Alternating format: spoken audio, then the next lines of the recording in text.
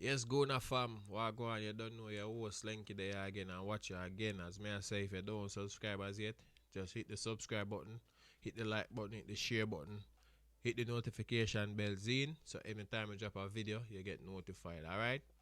Remember, we're up on TikTok at Gona TV 876, Instagram at Gona TV 876, just the same. Alright? Anyway, today, as may I say, 1-0 lost to West Ham at home. Terrible performance. First off, we're going to look at some match stats. At the full time whistle, we had 68% of possession. West Ham had 32%. We had 20 total shots. West Ham had 5. Both teams had 2 shots on target. We had 797 passes. West Ham had 482. We had 2 corner kicks. They had none. Both teams committed 15 fouls. We had 1 yellow card. They had 3. And we got a red card. They had none. Now, first off, the team was just flat. You know, flat? Flat like pancake? Yeah, that was the team today. No drive, no intensity. Move the ball slow. Like everything was just poor. Poor performance from everybody. Only person me see I do like them want do something was Thomas Partey. He's the only one I saw driving and look like he had some urgency and some intensity. I wanted to actually win the game. Rest of the team was just terrible. We had some little flashes from Trossard and Waneri, but apart from that, we had nothing going forward. Just poor.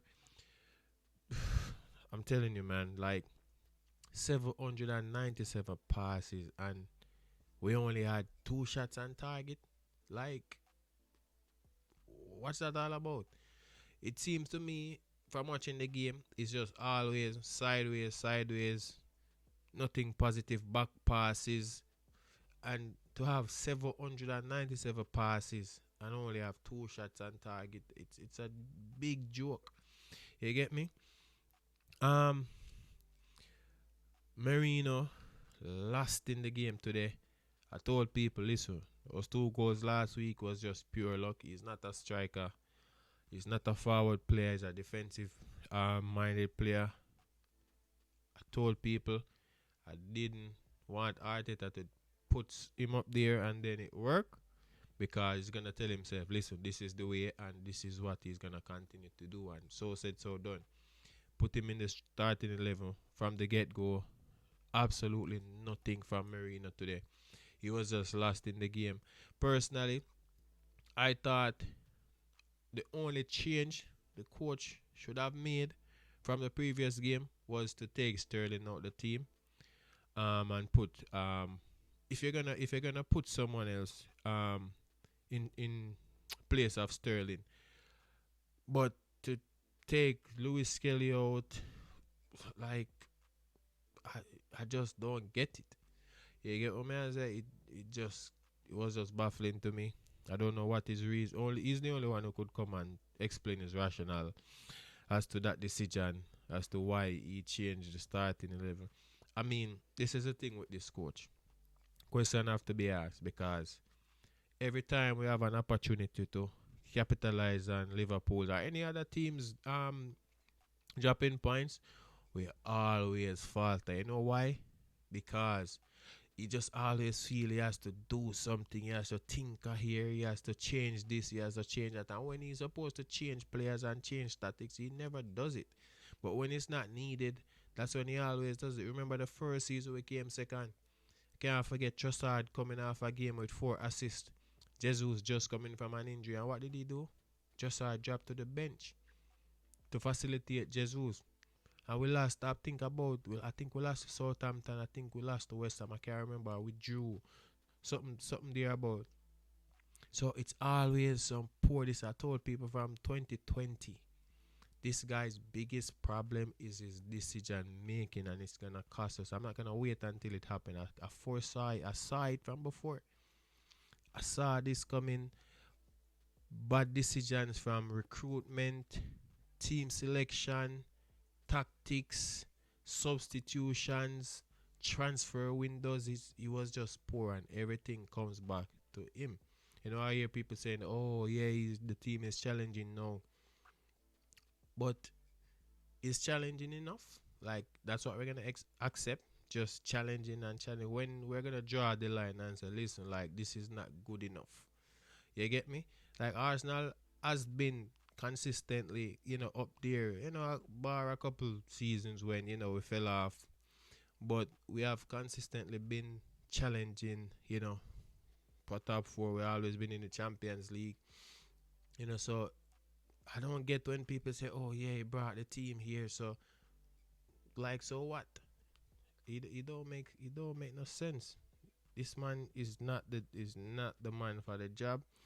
I think the players they have been coached wrong. It's no coincidence that all our forward players, all their attacking numbers have dropped. Like every single forward player from this man has got the job, their numbers have dropped drastically. Aubameyang was leading goal scorer one season, and then his numbers just went down. Lacazette was scoring goals, his numbers went down. Martinelli the same. Martinelli was one of the most attacking players in the league at one point. Now it's just like pass, run back to defend, pass here, pass there. He's afraid to take on a player. And I personally, I just think it's down to the coach and the way he's coaching the team. I think the players cannot express themselves. They cannot go to the manager and say, "Listen, coach, I don't think this way is working. Maybe if I try this, because you know what? Based on what I see or what I think, if you question him, you don't play, and the guys want to play, so they're gonna do what the coach say, and it's obviously not working. You get me? We again back to the decision making. We knew what we wanted in the summer. We didn't go out and buy a striker. We sold players without getting adequate backup. Xhaka left. I didn't see an upgrade on Xhaka. We have strikers. We have 4 competitions competing in, and we have a very thin squad. How do you sell and loan your players without replacing them? You go and you get some washed up ball. Like, I'm Jamaican and I rate Sterling as a Jamaican, but he's just not the man. He's not good enough. I've said it before. I have videos from 2020. Yo, Sterling is not that good of a player. You get me? And you go and you get him when he's at the end of his career, not doing well at Chelsea, not even getting in the team. I don't know what this manager sees in Chelsea's rejects at the end of their career that, makes him say to himself, this is the player that I want. This is the player who can bring something to Arsenal. It's happening too many times. Willian, David Luiz. I don't get it. Yo, this man just terrible, man. I just think he's overcomplicating. Like, just he's not allowing the players to express themselves. Like, football is an art, and artists, you cannot confine artists. You got to leave them to express themselves. And I see people saying Odegaard is this or creative midfielder. He's not. Only thing he does is he can pass the ball, but that's about it. He's always on the right flank like a winger. Wherever Saka is, that's where he's at. And even with Saka out the team now, he's always on the right flank all the time. I can show you clips, and if you look, he's always on the right hand side. Whoever is there, I just don't get it. Odegaard has been poor. The team complacent because why? There's nobody to challenge them. They know that the games are safe. Like, hey, I don't perform today. The squad is thin. There's no one to take my game, so I just can just do what I want. The only players that I see being rotated based on performance, Trossard and Martinelli. Like, if they don't perform well, one is out, the next one is in. It just don't make no sense. And this lack of squad depth is down to the manager. It was his decision. Summer, we didn't get enough players in. January, we got no players in, and we were so close to the title. Like, we were just a couple games away. What did you see in yourself and your squad that says, listen, you know what? this team can go all the way. We don't need anybody else. You get me? See, Aston Villa today, two substitute combined for 2 goals. They got a victory over Chelsea. And those players were brought in the January window. So, this talk about, oh, there's not the right player out there and we don't see the player to fit this. It's rubbish. It's better to have them and don't need them than need them and you don't have them.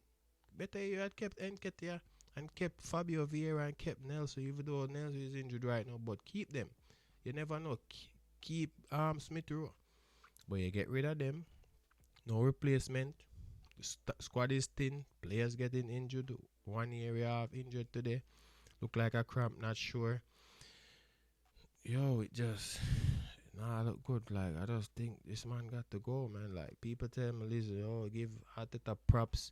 Him do well, you mark too hard. But when do we draw the line? I'm used to seeing my team playing attractive football, quick, slick football. Now the passing is slow. When you play the football slow, it gives teams time to come back, organize the defense, and it makes it hard for us to break down teams. Anytime a team comes and sit back and defend in a low block, like, we're clueless. We're afraid of taking shots. Nobody wants to shoot because why? Okay, yeah, if you shoot and you don't score, the coach gonna be on you and you why you didn't pass. Like, I just don't get it. It's baffling to me. This guy rather play a defensive-minded midfielder as a number 9. You get me? We have the under 23. We have the academy. Like, why not bring a natural striker from the under 23 and put him on top? Look, what's the worst that can happen? You can't tell me that it's better off playing a defensive-minded player as a striker over using an under 23 striker. And then when these under 23 and academy players leave and go to other clubs for other opportunities, people say, oh, they should have stayed and blah, blah, blah. But if they are seeing a pathway, oh, yeah, people can talk about Saka and Wanyeri, but that's just 2. And Smith Rowe, 3. Nelson to some extent, 4. But if the players don't see a pathway, like, hey, listen, like, I'm a striker, we have no strikers, maybe this is my chance. And then your manager goes and sticks a defensive midfielder in the forward position. What are you thinking to yourself? Listen, there's no place here for me. It's better I go elsewhere where I can get some opportunities and get some game time. You can't blame these players because, listen, we've seen what the club does to players when that you no longer need them. We've seen what happened to Ozil. We see what happened to Aubameyang. When the club decides, listen, I'm done with you, you're out the door. So, if players want to go and seek better opportunities elsewhere for themselves, I can't have any hard feelings towards that. And the manager is just showing, listen, I'm stubborn. I want it this way. I'm doing it this way. These are my players. I'm going to stick with them regardless of what happens. And it's just crazy. Once he does something and it works, God say I know, him not gonna stop do it. But personally, as I say, I just feel like this man just needs to go. I say from the beginning, like, this man is not the job man for the job. He's inexperienced. It's his first job, and I've never seen a manager win a top flight competition with that team being his first job. He's been in the job for how many years? And he's just not the man to take us over the line, in my opinion. You get me? He can take us here, but he's not the man to complete the job. And that's just my opinion. And we've seen it time and time again. Whenever it's crunch time, we always stutter, we always fall. Teams drop points, and we drop points too. Like my very first video, I say, yeah, we have to hope other teams drop points, but we also have to hope that we win our games because we all know how inconsistent we are, especially at home. Come on, every king of a ruling yard, but yo, it just terrible, yeah, man. Skelly getting a red card again today. I must say I can't even complain. It was a red. Now he's gonna miss some games. We already have players out through injury. We see Zinchenko in midfield today. He hasn't been playing, but you expect him to come and do a job out of the blue. Like football don't work like that. When you're not playing, you don't have any rhythm, you don't have any form. It takes time for you to build up some form and some rhythm, and you can't expect these players to just come and deliver when they have been sitting on the bench all season. It's just not possible. It don't make no sense. It's not gonna work. End of. Anyway, on a positive note, Ben White is back from injury. You know, that's good news. I like when Ben White is in the defense. He offers something going forward. He overlaps well. He works well with Saka. Saka is out, we all know, but good to see Ben White back. Hope he stays fit for the rest of the season. We have PSV up in the Champions League. Um, Hopefully we can get through, and then it's either Atletico or Real Madrid, which is you know two of the best teams in the world right now.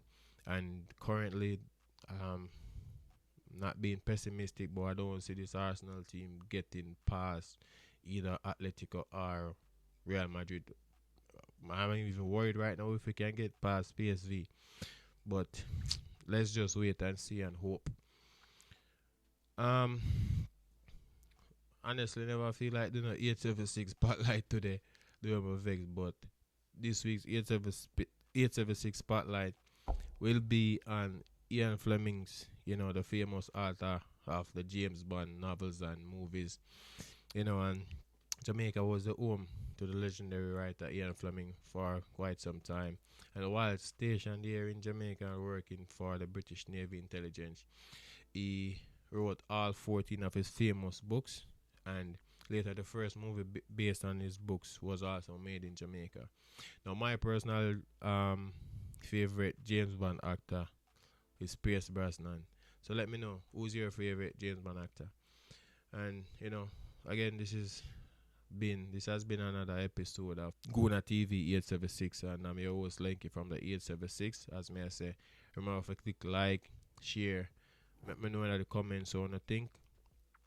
Subscribe to the channel, click the notification bell so every time I drop a video, you get notified. And remember, we are give away a free customized jersey to 100 subscriber. So, keep sharing the link, keep subbing, and make a grow the thing. All right, I'm out.